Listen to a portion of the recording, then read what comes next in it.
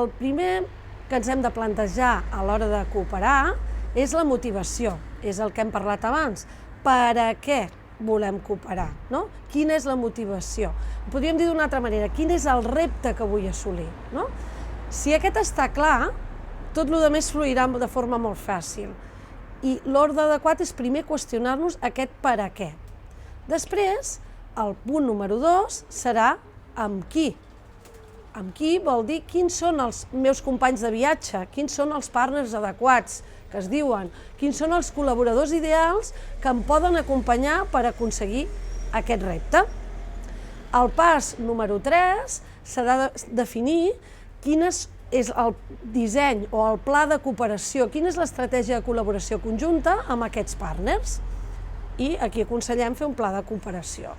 Quan ho tinguem clar, podrem passar al pas número 4, que serà, ara ja estem d'acord, ja sabem on volem anar, què és el que volem fer, hem d'establir un acord i unes normes de funcionament, d'entesa, que poden ser de moltes maneres, des d'un acord puntual a, podríem arribar quasi a crear una empresa específica per a aquell acord.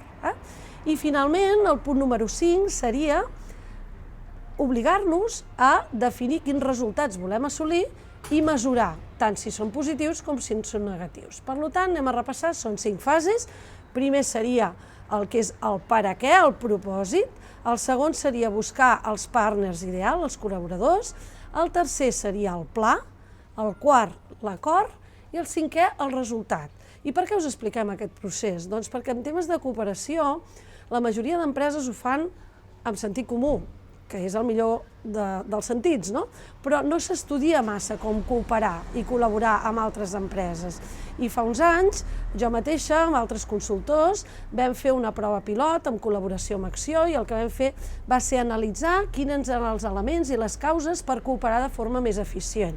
Vam fer un projecte, que en aquell moment es deia Estratègia CO, i vam acabar definint una metodologia, i el que vam investigar treballant amb unes 20 empreses era que els passos idonis per seguir el procés eren aquests que us acabo de dir. Propòsit, partners, pla, acord i resultat, avaluació de resultats. Per tant, abans en el primer vídeo hem parlat de la definició del propòsit o la motivació. Ara anem a parlar dels partners. Trobar els partners o els col·laboradors a vegades sembla que és molt senzill. Jo us diria, en alguns casos potser ja els coneixem, però llavors segurament serà senzill, però en alguns altres no és fàcil potser trobar el partner ideal. Com ho podem fer?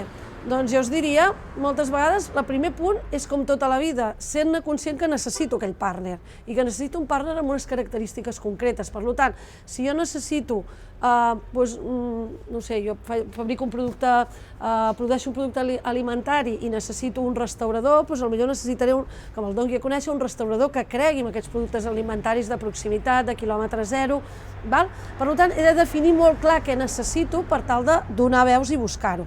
En molts casos, quan l'empresari es planteja què necessita, ja té la meitat del camí resolt, perquè té prou xarxa de contactes com per trucar a una persona, anar a un event o contactar a vegades inclús amb entitats de l'administració que us poden facilitar aquests contactes per trobar aquests col·laboradors ideals. Cada vegada més, xarxes com el Líder Startup us estan plantejant accions de networking i events en què podeu contactar productors amb restauradors o amb establiments rurals o amb altres, o amb la pròpia administració que us pot ajudar amb trobar aquests partners ideals.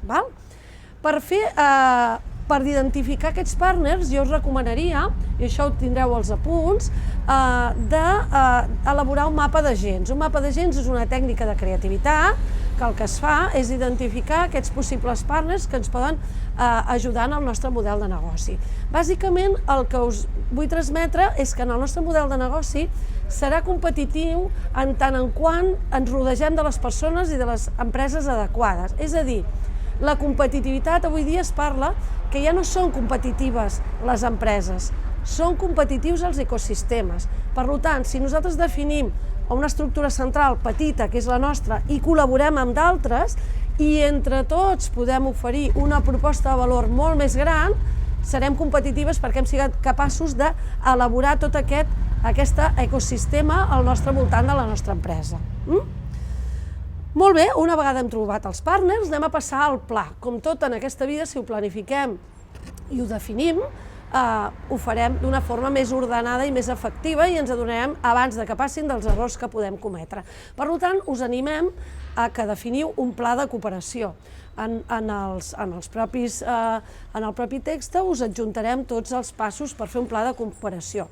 Si heu creat una empresa, seria semblant al que s'anomena un business plan o un estudi de viabilitat o el que seria un pla d'empresa, amb la diferència que és col·laboratiu, que he de tenir en compte, d'alguna manera, les persones que intervenen, d'on ve la idea, quins són els recursos que aportarà cada una de les parts, com ens organitzarem, com ho farem. Vull dir, hem de definir tots els passos per tal que ens obligui en la redacció del propi pla o en l'elaboració d'aquest pla a anar veient si estem alineats o no, què necessitem, si ens falten recursos, si anem en la mateixa línia. En molts casos, per sort, podríem dir, o per desgràcia, fent aquest pla, hi ha empreses que s'hi engresquen i inclús van a assolir reptes molt més complexes i d'altres que potser acaben veient que no estaven alineats amb el repte i ho deixen estar.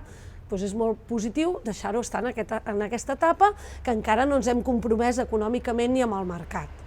Per tant, treballar tots aquests aspectes és el que us recomanaria. En quant als compromisos entre totes les parts, caldria treballar qui és responsable d'aquest projecte col·laboratiu de cada empresa, quantes hores hi dedicarem, quines aportacions fem. Penseu que els projectes de cooperació, en molts casos, no és que creem una empresa nova, amb la qual cosa el freqüent és que en molts casos una empresa cedeixi unes hores de persona, uns altres uns espais, cedim coses compartides i hem de buscar la manera en què sigui al màxim d'equitatiu, transparent i que tot pugui funcionar aportant el valor que cada empresa pot aportar i que els altres partners li puguin respectar. I finalment, el punt número 4 seria acabar definint aquest acord de cooperació. Per definir el model de negoci cooperatiu, jo us recomanaria que féssim servir metodologies ja conegudes, com el Business Model Canvas, que es fan servir per models de negoci no col·laboratius, diguem. Però, de fet, si us hi fixeu, el Business Model Canvas, que té 9 elements, l'element número 8 són els col·laboradors. O sigui, que ja contempla que avui dia qualsevol empresa ha de néixer col·laborativa, perquè si no, no serà competitiva en el mercat. O sigui, que ja ho contempla d'entrada. Per tant, jo us animaria que féssiu el Business Model Canvas conjunt amb la proposta de valor conjunta, a quin tipus de clients ens dirigim, quin valor aportem, tenint en compte tots els elements d'aquest nou projecte col·laboratiu amb els meus partners, sigui només un acord bilateral o siguin acords amb altres grups d'empreses. I finalment, si acabem veient que aquest model de negoci és interessant, que el puguem compartir i llavors sí que ja definim l'última etapa, a quin acord ja llavors de forma més legal podem arribar.